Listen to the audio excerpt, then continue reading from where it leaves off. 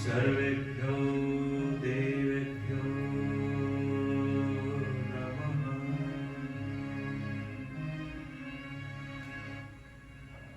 गुरुर्ब्रह्मा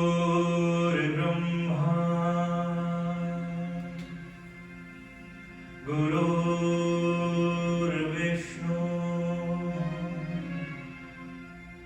गुरुर्देवो महेश्वरः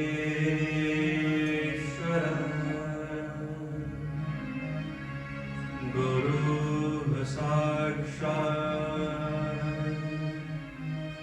परब्रह्म तस्मै श्री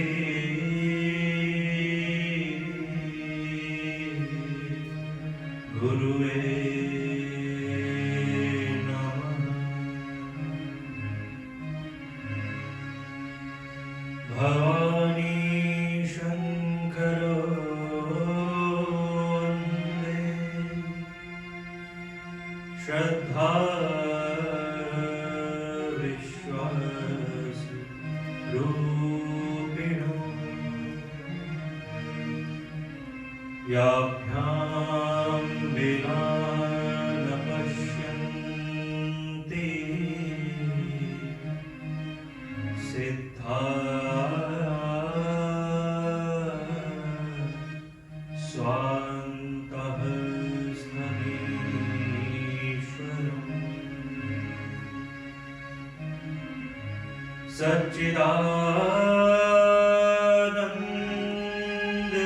सच्चिदानन्दरूपाय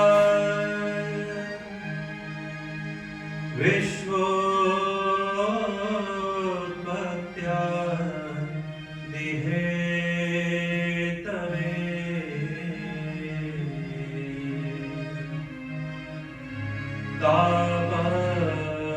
तापत्रय विनाशाय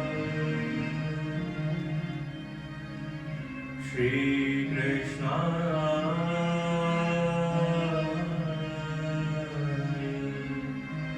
वयं नमः।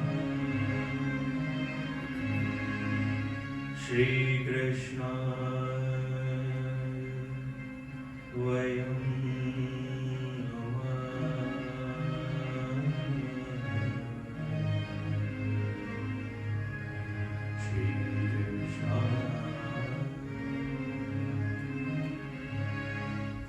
वयं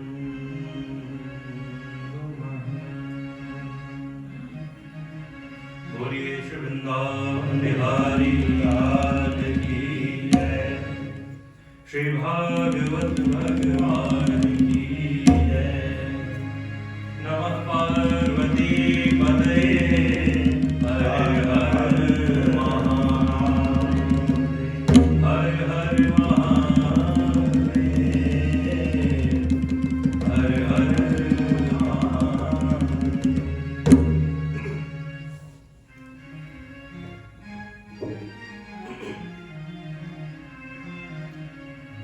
श्याम सुंदर श्री कृष्ण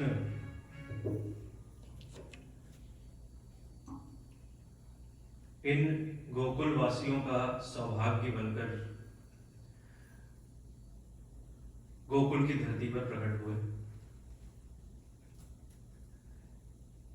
इनके जन्म जन्मांतरों के पुण्यों का उदय हुआ, तब वह ब्रह्म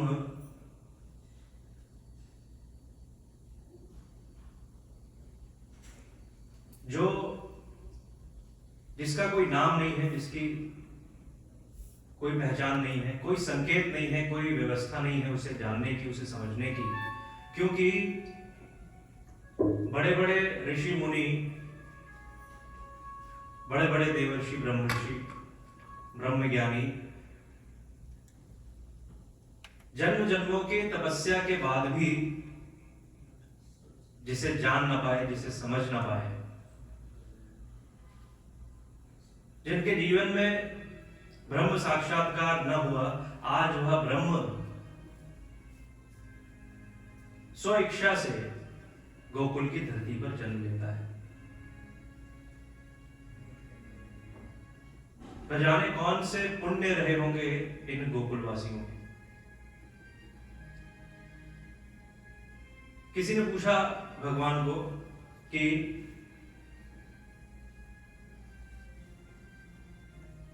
आप तो सर्वसमर्थ हैं,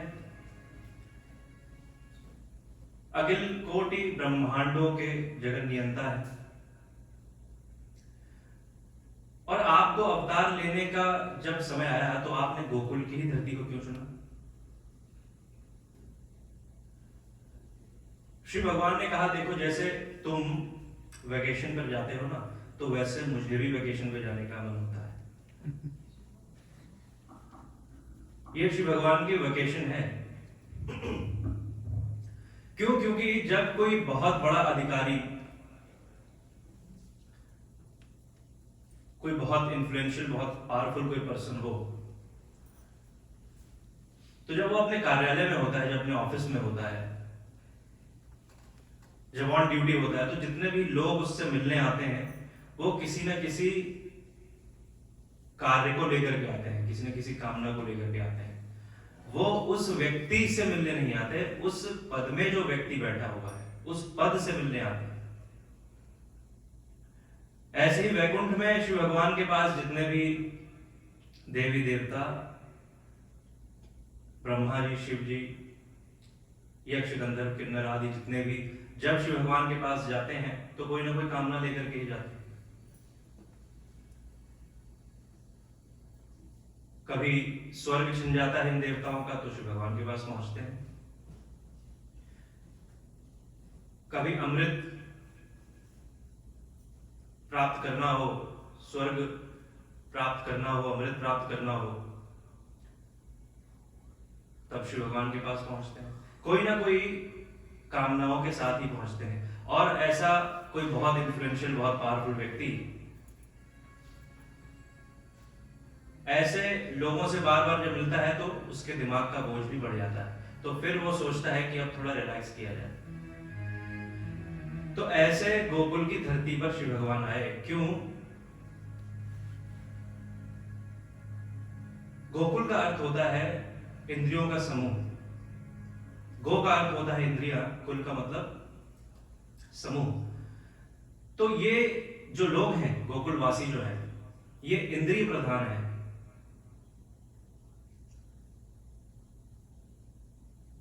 ये कोई उस ब्रह्म के उपासक नहीं है।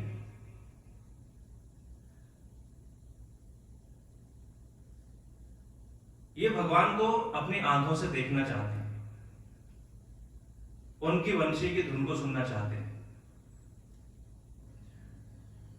उनका स्पर्श करना चाहते हैं। ये अपने इंद्रियों से शिव भगवान को प्राप्त करना चाहते हैं, इंद्रियों के माध्यम से शिव भगवान को जानना चाहते हैं। और सबसे जो बड़ी बात है, शिव भगवान से इनकी कोई कामना नहीं है। ये शिव भगवान से जितना प्रेम, जितना वात्सल्य शिव भगवान को इन्होंने दिया, उसके बदले में कभी शिव भगवान से कुछ मांगा नहीं, कभी कुछ चाहा नहीं। स्वर्ग आदि सुख को भी जिन्होंने त्याग दिया, ऐसे जो लोग हैं ये गोकुलवासी हैं। और इसीलिए ऐसे लोगों के बीच शिव भगवान आए। बार बार कोई आपसे मांगता ही रहे तो कब तक आप उसे टॉलरेट करेंगे? तो ऐसे गोकुल के इन भोले भाले गांव के जो गंवार जो लोग हैं, जिनको हम गंवार समझते हैं, आज इनके जीवन का सौभाग्य जागृत हुआ कि श्री भगवान इनके बीच में आए। पूरा गोकुल आज उत्सव में हो गया है। जिसको देखो वो एक दूसरे को श्री भगवान के जन्म की बधाई दे रहा है। आइए हम भी चले गोकुल की ओर। श्री भगवान के जन्मोत्सव में हम भी अपने को सम्मिलित करके कृतार्थ हुए।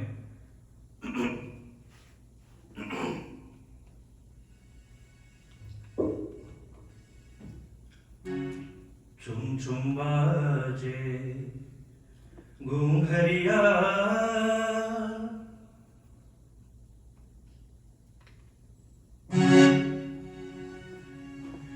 छुम छुम बाजे घूंघरिया, छवि दिखलावे कान्हा, मेरे घर आए कान्हा, मेरे घर आए। छुम छुम बाजे घूंघरिया, छवि दिखलाए कान्हा, मेरे घर आए कान्हा, मेरे घर आए। छुम छुम बाजे घूंघरिया।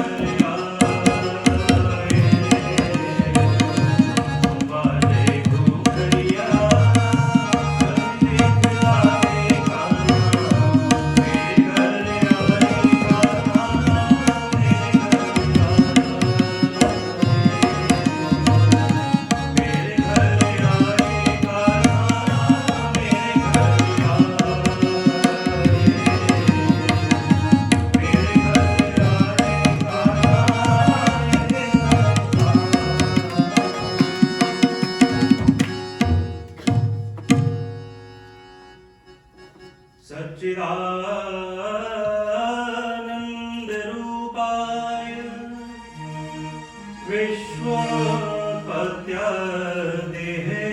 तवे तापत्रय विनाशाय श्रीकृष्णाय वयं नमः।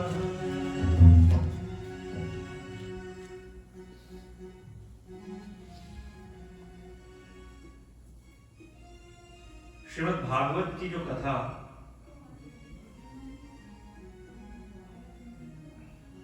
जिस रूप में हम परिचित हैं,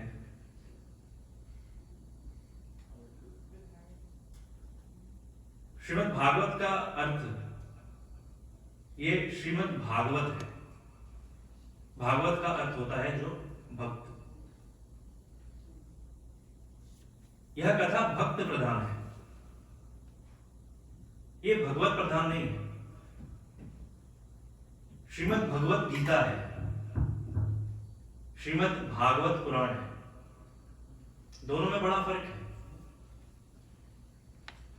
श्रीमद् भगवत गीता जो श्री भगवान के द्वारा जो गाया हुआ गीत, श्री भगवान के द्वारा कुरुक्षेत्र की उस रणभूमि में अर्जुन को दिया गया जो उपदेश, वह श्रीमद् भगवत गीता, जिसमें भगवान की विशेषता है, भगवान की महानता है।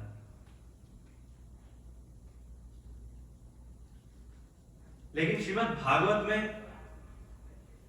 यह भक्तों के चरित्र की कथा है। यह कथा भक्त प्रधान है और इसीलिए इसमें जो जो अनेकानेक जो आख्यान उपाख्यान आते हैं, उसमें श्री भगवान के चरित्र से बढ़कर भक्तों के चरित्र की विशेषता बताई गई है। ऐसे ऐसे चरित्र हैं, ऐसे ऐसे भक्त हैं जिनके समक्ष श्री भगवान भी छोटे हो जाते हैं। श्री भगवान को भी झुकना पड़ता है और श्री भगवान ने स्वयं ही स्वीकार किया है, अहम भक्त पराधीन, मैं तो भक्तों के ही आधीन हूं। मैं भक्तन को दास, भगत मेरे मुकुटमणि। ये श्री भगवान के शब्द हैं। तो ऐसी है श्रीमद् भागवत कथा।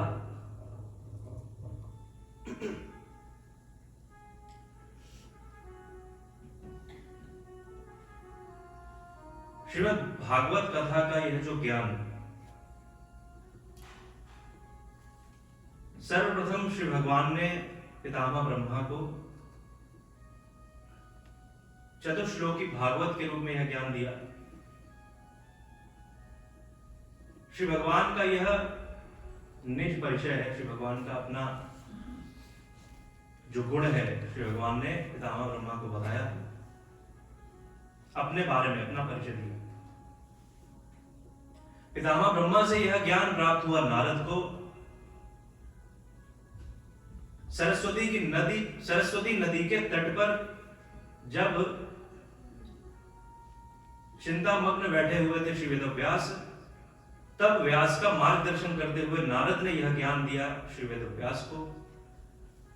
वेदव्यास जी के द्वारा यह ज्ञान प्राप्त हुआ उनके पुत्र श्री सुखदेव जी महाराज को, और श्रीमद् भागवत कथा रस को वितरित किया श्री सुखदेव जी ने परीक्षित को निमित्त बनाकर। और इस प्रकार से हम सभी के जीवन में यह ज्ञान सुलभ हुआ। परीक्षित जैसा पात्र भी तो चाहिए।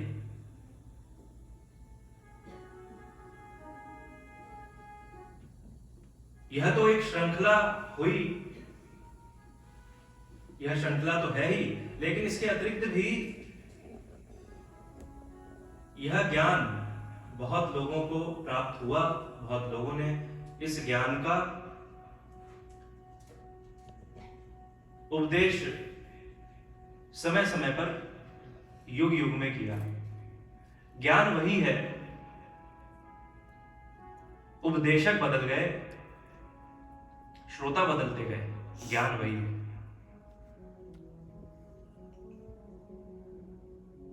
नैमिषारण्य तीर्थ पे शौनक आदि 88,000 ऋषि यज्ञ कर रहे हैं। नैमिषारण्य तीर्थ जहां एक एक क्षण को भी सार्थक कर देने की साधना है, एक एक क्षण का भी जहां हिसाब रखा जाता हो, ऐसा तीर्थ नैमिषारण्य। नैमिषे अनिमिष क्षेत्रे ऋषयः शौनकादयः सत्रम स्वर्गाय लोकाय सहस्र सम्मासतः। सुदीर्घ 1000 वर्षों का तप का संकल्प लेकर के बैठे हुए शौनक आदि 88,000 ऋषि। यज्ञ तो ठीक है, संकल्प भी बहुत सुंदर है, लेकिन इस यज्ञ के पीछे जो प्रयोजन है, स्वर्ग की प्राप्ति। साधन इतना महान, यज्ञ अनुष्ठान जैसा दिव्य,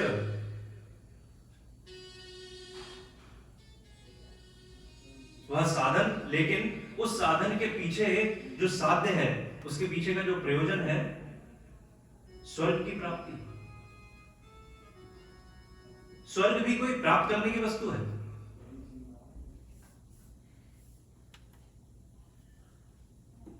एक संसार यह है हमारा भोग से भरा हुआ, एक संसार वह भी है भोग से भरा हुआ। भोग है यहां भी, भोग है वहां भी। यहां तो फिर भी भोग कुछ कम है, इसलिए यहां पर संभल जाने की, यहां पर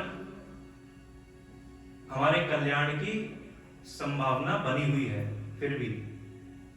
लेकिन वहां तो कोई संभावना नहीं है, वहां तो भोग की प्रचुरता है, पराकाष्ठा है, एक से एक बढ़कर पद पदार्थों से भरा हुआ वह संसार। कल्प वृक्ष, अमृत, नंदन कानन, नाना प्रकार की अप्सराएं, ऐसा भोग से पूर्ण रूप से भोग परिपूर्ण जो संसार है वह स्वर्ग है। और इसीलिए देवताओं को भी जब उनके पुण्य का जो अकाउंट है वो पूरा रिक्त हो जाता है, जब अकाउंट पूरा 0 हो जाता है, तब उन्हें भी स्वर्ग से वापस इस मृत्युलोक में आना पड़ता है। स्वर्ग डेबिट अकाउंट है,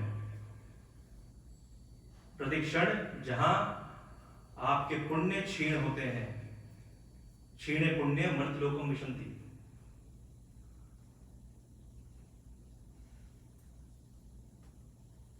जीवन तो हम मनुष्यों का है, सौभाग्य हम मनुष्यों का है, हमारा क्रेडिट अकाउंट है।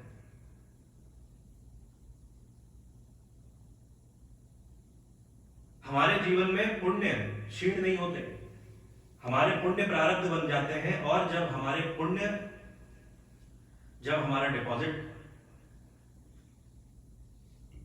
एक सीमा से जब ज्यादा हो जाता है, तो हमें स्वर्ग तो क्या, श्री भगवान ही प्राप्त हो जाते हैं। ऐसा सौभाग्यपूर्ण जीवन इस मनुष्य का है।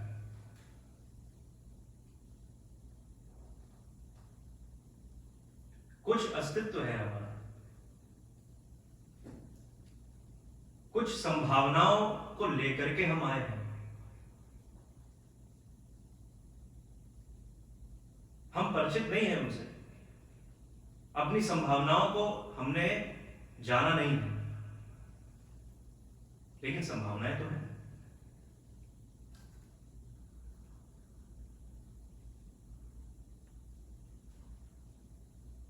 और इसीलिए जब महाराज परीक्षित को कथा श्रवण कराने के लिए जब शुकताल तीर्थ पर गुरुदेव शुकाचार्य जी आए, सुखदेव जी महाराज, और जब कथा श्रवण कराने लगे, तब इंद्र, स्वर्ग में बैठा हुआ इंद्र ईर्ष्या से भर गया। सोचने लगा कि ये कैसा इतनी भीड़ जो इकट्ठी हुई है शुकताल तीर्थ पे, ये कैसा सत्संग है? जरा मैं भी चल के देखूं ये क्या हो रहा है। और इंद्र आया शुकताल तीर्थ पे। श्री सुखदेव जी महाराज कथा श्रवण करा रहे हैं महाराज परीक्षित को। प्रथम दिवस है और इंद्र ने सुनी जय जयकार सर्वत्र श्री सुखदेव जी महाराज ने। भागवत के महात्म के विषय में सुना जाना, तो इंद्र ने एक ऑफर दिया सुखदेव जी को। इंद्र ने कहा सुखदेव जी को कि महाराज आप किन व्यर्थ के चक्कर में पड़े हुए हैं? अरे भूमंडल के सम्राट परीक्षित 7वें दिन तक्षक नाग के डस लेने से इनकी मृत्यु हो जाएगी, ऐसा इन्हें श्राप मिला है। आप सभी ने कथा श्रवण की है। और इनके जीवन की रक्षा करने के बजाय आप इन्हें न जाने कौन सा ये कथा श्रवण करा रहे हैं। पोथी पत्रा लेकर के आप आ गए यहां पर। अरे महाराज मैं अमृत लाया हूं अपने साथ, आप इनको अमृत पिला दीजिए, ये अमर हो जाएंगे। तक्षक आएगा डसेगा तब भी इनकी मृत्यु नहीं होगी।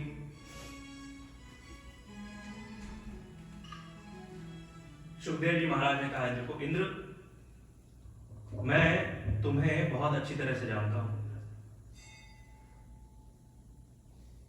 तुम बिना स्वार्थ के कोई काम करते नहीं हो। चलो मान भी लिया कि तुम अमृत देने के लिए आए हो, ऐसी सद्भावना तुम्हारे हृदय में उठी, बहुत अच्छी बात है। लेकिन ये बताओ कि उसके बदले में तुम्हें क्या चाहिए? तो इंद्र ने कहा कि महाराज ये जो श्रीमद् भागवत का जो शास्त्र है ये आप हमें दे दीजिए और इसके बदले में हम अमृत पान करा देते हैं महाराज परीक्षित को। धिक्कारा इंद्र को श्री सुखदेव जी। कहा इंद्र तू मणि के बदले कांच का सौदा करने आया है। क्व कथा क्व सुधा लोके क्व कंचन क्व मणि महान ब्रह्मरातो विचार्येवं तदा देवं जहासः। धिक्कारते हुए कहा इंद्र लौट जाओ,